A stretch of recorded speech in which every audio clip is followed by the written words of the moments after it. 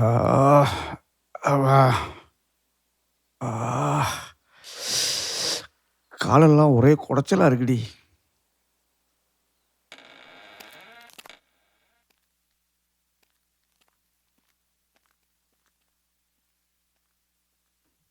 யோ, இன்னைக்கு உன் புள்ள பள்ளிக்கூடம் போல, முதல்ல அவனை என்னன்னு கேளு.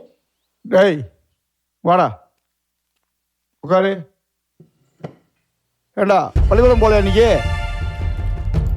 டேய் உன்னை தான்டா. நீ மட்டும் போனியா? சேட்டை சேட்டை ஓவர் சேட்டை பண்ணி தெரியா?